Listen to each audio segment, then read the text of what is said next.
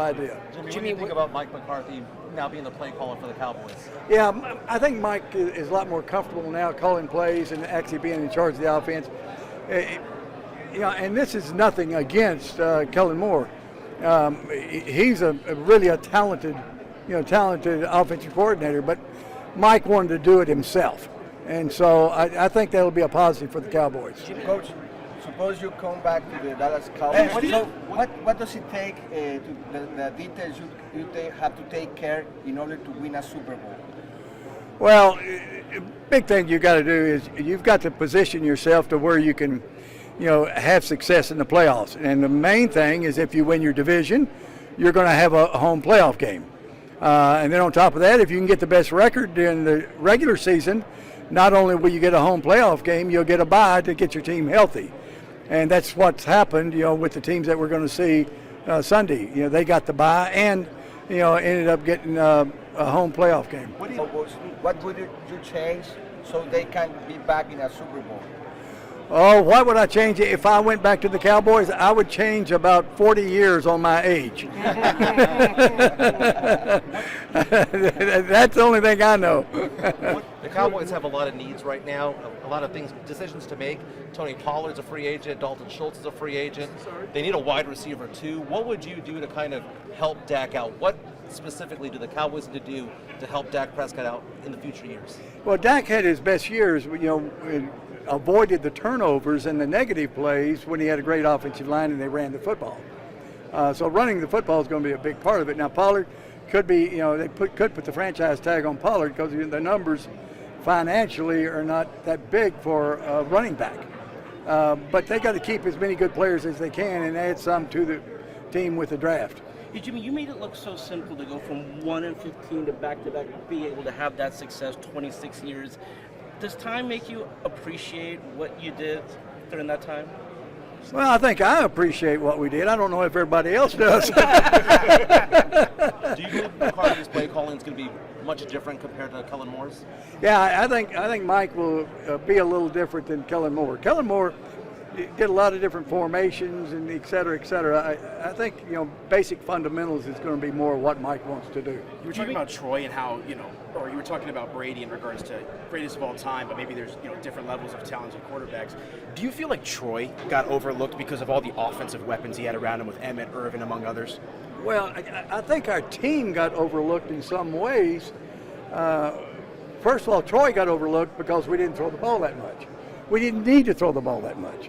We ran the football and played great defense. The other thing is they talked about Troy didn't have that many comebacks.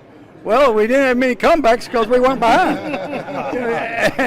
and the other thing that's amazing to me, the first three guys that go into the Hall of Fame, you got the triplets. You got Michael Irvin, and Troy and Emmett.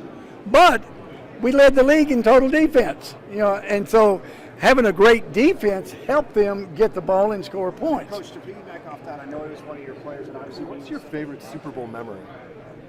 My favorite memory, I don't think I ever coached a game. I'm a regular season game, college, pro, high school.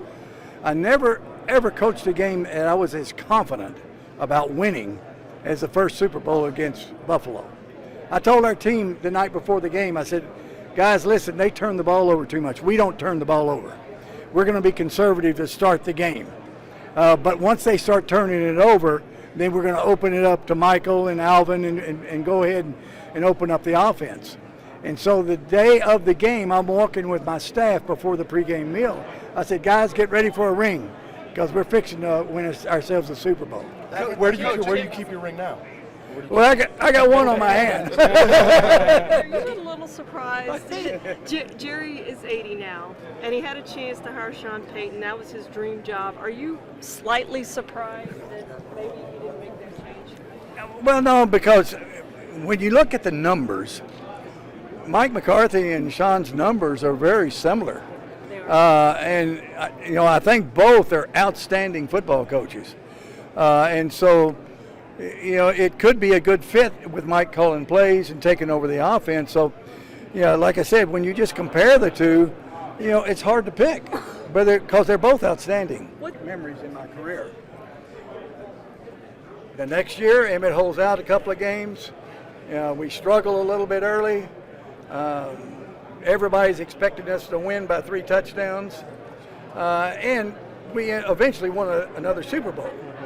But it was more of a relief winning the second Super Bowl, and so there is a drain. You know, the other thing too, even your coaches. Bill Belichick came down and talked to me after his first Super Bowl, and I said, Bill, you're the only guy that's got the hammer. I said, even your assistant coaches. One story, Joe Brodsky, who is no longer with us, was a great running back coach. Emmett had held out those 2 games, and we had Derek Lassick, and Joe was just wearing Derek Lassick out, a rookie.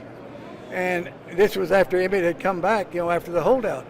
I said, Joe, I understand, Coach Lassick, but I want Emmett in there taking the snaps. Emmett's going to be the one that'll determine us winning games. And Joe said, hey, Coach, he's fine. He's a veteran. He'll be fine Sunday.